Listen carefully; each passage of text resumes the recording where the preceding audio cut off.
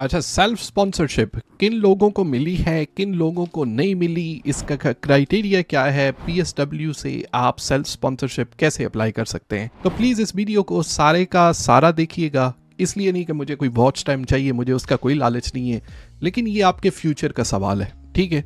तो चीज़ों को थोड़ा सा टेक्निकल हवाले से समझने की कोशिश करें। ये आप कैसे कर सकते हैं, इसकी एलिजिबिलिटी क्या है, मैं ये एक्सप्लेन करूँगा। इस पूरे प्रोसेस की आपकी कॉस्ट कितनी आती है, मैं ये एक्सप्लेन करूँगा। और इसके सक्सेस रेट जो हैं वो कितने हैं, मैं आपके साथ सारी की सारी चीज़ें यहाँ पे ईमानदारी से एक्सप्लेन करूँगा। तो प्लीज़ इस वीडियो को पूरा देखिएगा, चीज़ों को समझने की कोशिश करिएगा। मे बी आपके माइंड में कुछ सवाल होगा, मैं आपको गारंटी देता हूँ कि उसका जवाब इस वीडियो के अंदर आपको मिल जाएगा। तो चलिए स्टार्ट करते हैं।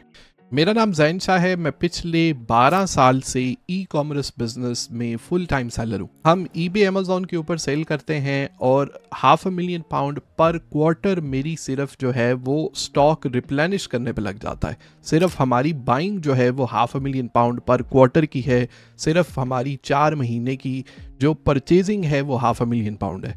इसके साथ साथ मैं नेशनल न्यूज़पेपर में भी फीचर हो चुका हूँ, सन न्यूज़ के अंदर, लैड बाइबर के अंदर, मिरर के अंदर। तो मेरी ज़ाती तौर पे एक्सपर्टीज़ जो हैं वो ई कॉमर्स के अंदर है। हम ई कॉमर्स का बिजनेस स्टार्ट करके सेल्फ स्पॉन्सरशिप जो है वो ले सकते हैं पीएसडब्ल्यू से। इसकी रिक्वायरमेंट क्या है और ये रिक्वायरमेंट क्यों है, क्या ये रिक्वायरमेंट ऑफिशियली होम ऑफिस की तरफ से है, क्या ये रिक्वायरमेंट हमने खुद से बनाई हुई है, मैं आपको अभी सबसे पहले इसकी एलिजिबिलिटी जो है वो एक्सप्लेन करता हूँ। तो फर्स्ट ऑफ ऑल हमें इस चीज़ को अंडरस्टैंड करना है कि सबसे पहले आपके पीएसडब्ल्यू के ऊपर 14 मंथ जो हैं वो बचे हों, मिनिमम 14 मंथ। मैं आपको ये बताऊंगा कि ऐसा क्यों है, लेकिन अगर आप अभी स्टूडेंट हैं तो आप फिर obviously e commerce legally start नहीं कर सकते।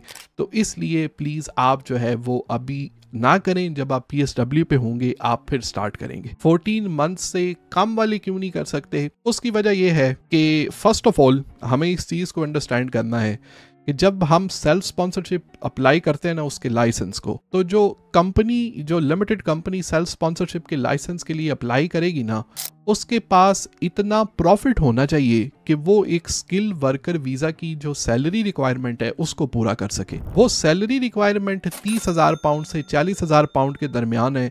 तकरीबन £38,000 पर ईयर की फिगर जो है वो अपने माइंड में रखें। अगर कंपनी प्रॉफिट ही 3,000 कमा रही है, अगर कंपनी प्रॉफिट ही 4,000 कमा रही है, ठीक है, तो वो स्किल वर्कर वीज़ा को कैसे जो है वो 30,000 से £40,000 जो है वो पे करेगी, कैसे वो 38,000 पर ईयर पे करेगी, उसका अगर प्रॉफिट ही 3,000 और 4,000 है। वो प्रॉफिट हमने शो कराना होता है एक लेजिट प्रॉपर तरीके से, जिसको होम ऑफिस एक्सेप्ट करे।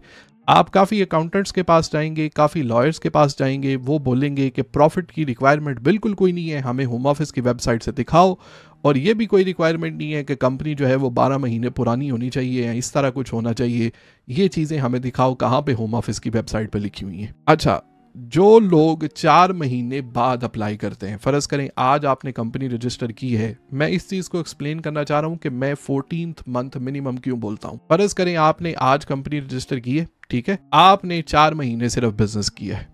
आप अपने अकाउंटेंट के पास जाते हैं, अकाउंटेंट आपको फोरकास्टिंग लिख के दे देता है। फोरकास्टिंग में अकाउंटेंट ये लिख के देते हैं कि कंपनी का पहले मंथ इतना प्रॉफिट था, दूसरे मंथ इतना, तीसरे मंथ इतना।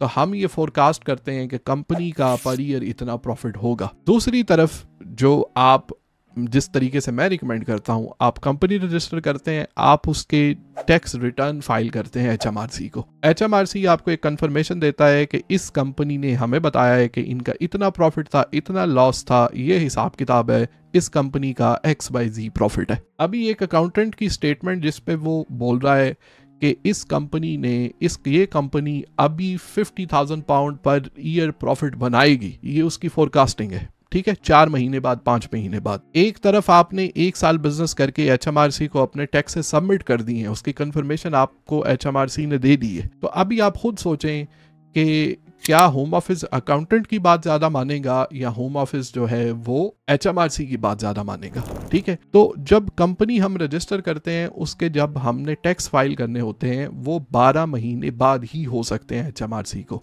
तो 12 महीने आपने बिजनेस किया, आपने ई कॉमर्स के थ्रू ये जिसमें मेरी एक्सपर्टीज़ है ई कॉमर्स के थ्रू, आपने उसमें 30 to 40,000 के दरमियान, आइडियली 40,000 मिनिमम आपने उसके अंदर प्रॉफिट दिखाया, उसके टैक्स फाइल किए 12 महीने बाद, वहाँ से कंफर्मेशन आई, 7-8 दिन लगते हैं आपको लाइसेंस मिलने में, उसके बाद 21 दिन का टाइम होता है आपको वीज़ा मिलने में, स्किल वर्कर वीज़ा।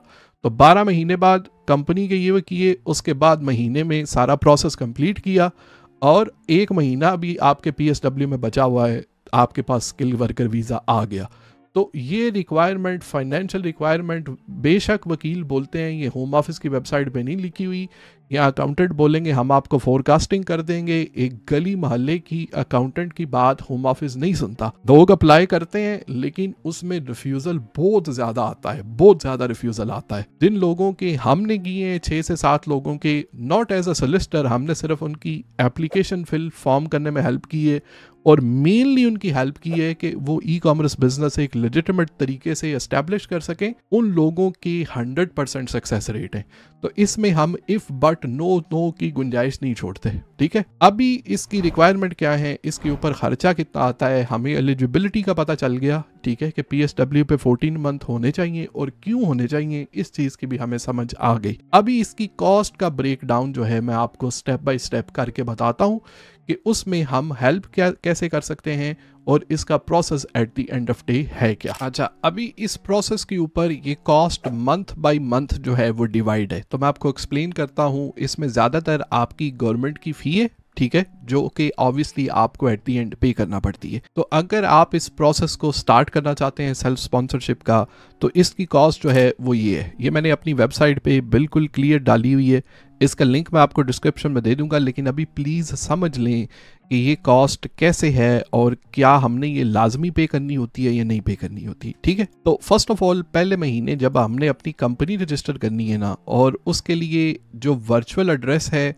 काफ़ी लोग अपना एड्रेस जो है वो यूज़ नहीं कर सकते, लैंडलॉर्ड अलाउ नहीं करता या इस तरह के प्रॉब्लम कंपनी रजिस्टर करने के लिए, तो उनको हम रिकमेंड करते हैं कि वो वर्चुअल एड्रेस बाय कर लें। वर्चुअल एड्रेस तकरीबन 50 पाउंड में वर्चुअल एड्रेस आता है और 50 पाउंड में आपकी जो है वो एक लिमिटेड कंपनी, जो कंपनी हाउस की फ़ी है वो रजिस्टर होती है। इसके अलावा आगे पीछे कॉस्ट मिला के कंपनी रजिस्टर करने पे आपके 150 पाउंड और वर्चुअल एड्रेस लेने पे आपके लग जाते हैं। अगर आप अपना एड्रेस यूज़ कर सकते हैं तो आपके 50 पाउंड बच गए वहाँ पे। फिर आपने लेनी होती है बिजनेस इंश्योरेंस, ठीक है। बिजनेस इंश्योरेंस जो है वो 150 pound to 200 pound per year जो है वो कॉस्ट करती है, ठीक है।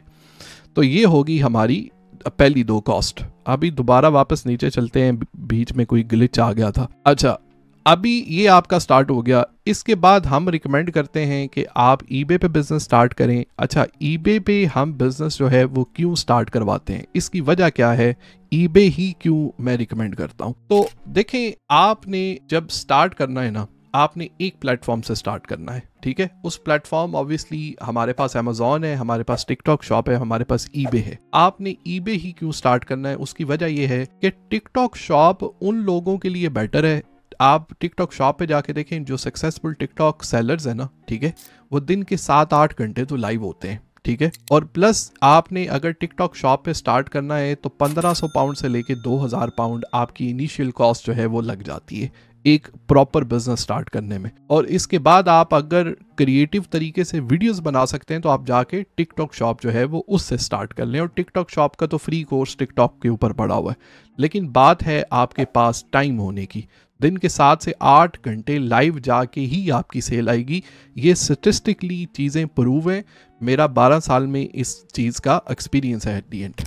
अच्छा, दूसरी ऑप्शन है हमारे पास जो है अमेजॉन, ठीक है। अमेजॉन पे मैं प्राइवेट लेबल ही रिकमेंड करता हूँ और प्राइवेट लेबल की मतलब जो कॉस्ट है वो 3000 से 5000 पाउंड के दरमियान है। और अमेजॉन प्लेटफॉर्म पे सिर्फ प्रोडक्ट लॉन्च करना नहीं, इसके बाद में उसके ऊपर PPC कैंपेन रन करना, सारी की सारी चीज़ें ये काफ़ी कॉस्टली हो सकती हैं और इसको लर्न करना ये कोई बिगिनर फ्रेंडली चीज़ नहीं है।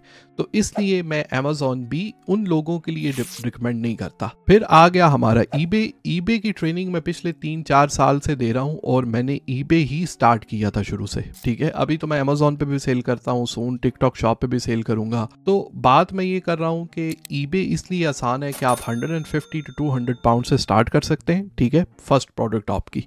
मतलब फॉर एग्जांपल आपकी अभी ये प्रोडक्ट है, आपकी स्पून है डिस्पोजेबल, आप 2000 स्पून में भी ले लेंगे 20-30 पाउंड में, ठीक है। या आपने अगर वाटर बॉटल जो है वो लॉन्च करनी है तो एक वाटर बॉटल जो है वो 4-5 पाउंड की आपको होलसेल में मिलेगी, ठीक है। तो डिपेंड करता है कौन सी प्रोडक्ट, लेकिन 150 पाउंड टू 200 पाउंड बजट, साथ में हम ड्रॉप शिपिंग भी जो है वो भी सिखाते हैं, अपनी प्रोडक्ट लॉन्च करना भी सिखाते हैं उसके अंदर। तो इसलिए मैं रिकमेंड करता हूँ कि आप जो है वो ईबे से स्टार्ट करें। आप एक प्लेटफॉर्म से आपने स्टार्ट करना है और फिर आप सब प्लेटफॉर्म पे जाके स्टार्ट करें, सब प्लेटफॉर्म पे आप सेल करें, फिर आप शॉपिफाई पे भी सेल करें। शॉपिफाई का मसला ये है कि आप शॉपिफाई के थ्रू वेबसाइट तो बना लेंगे, लेकिन वहाँ पे आप कस्टमर कैसे भेजेंगे। जैसे कि हमारा ये वेबसाइट जो मैं आपको दिखा रहा था, अगर मैं आपको ना दिखाता तो आपको कैसे पता चलता कि ज़ैन की ये वेबसाइट है। तो ये मेरी ऑर्गेनिक मार्केटिंग है। पेड मार्केटिंग के लिए आपको गूगल और फेसबुक के ऐड रन करना पड़ेंगे, उसके लिए जो है वो ऑब्वियसली बजट चाहिए होता है। तो इसलिए मैंने वहाँ पे ईबे जो है वो कवर किया हुआ है। तो अभी जो है वो पेज को दोबारा से रीलोड करते हैं, ठीक है, और आगे की कॉस्ट जो है वो उसको अंडरस्टैंड करते हैं कि उसका क्या हिसाब किताब है। तो पहली बात, ईबे के अकाउंट जो है वो बिल्कुल फ्री है, ठीक है। फिर आपने जो है वो 150 टू 500 पाउंड, ठीक है, आप मिनिमम 150। इसके अंदर मैं आपको हर चीज़ पढ़ाता हूँ, account setup, product research, fast selling product, bulk buying, हर चीज़ जो है वो यहाँ पे आपके पास पड़ी हुई है, ठीक है। हर चीज़ इसके अंदर आपको मिल जाएगी।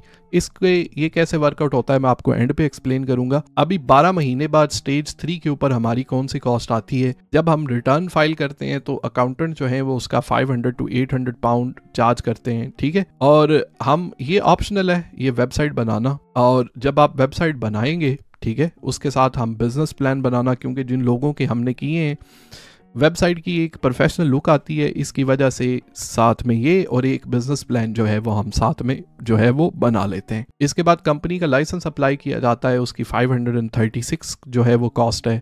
और आप 3 साल का वीज़ा भी अप्लाई कर सकते हैं, आप 5 साल का भी अप्लाई कर सकते हैं, और इनकी ये फ़ी है। और साथ में आपको हेल्थ जो सरचार्ज है वो पे करना पड़ता है। तो हेल्थ सरचार्ज, ये सारी की सारी कॉस्ट जो है ये 12 महीने बाद आपने पे करनी है। ये वेबसाइट के ऊपर जो है वो सारी की सारी पड़ी हुई है। अभी है, देखें, आपने ये अगर काम स्टार्ट करना है सारे का सारा, उसके 2 तरीके हैं, मैं आपको ओपनली बताऊंगा, ठीक है। फर्स्ट ऑफ ऑल, या तो आप खुद से कंपनी रजिस्टर करें।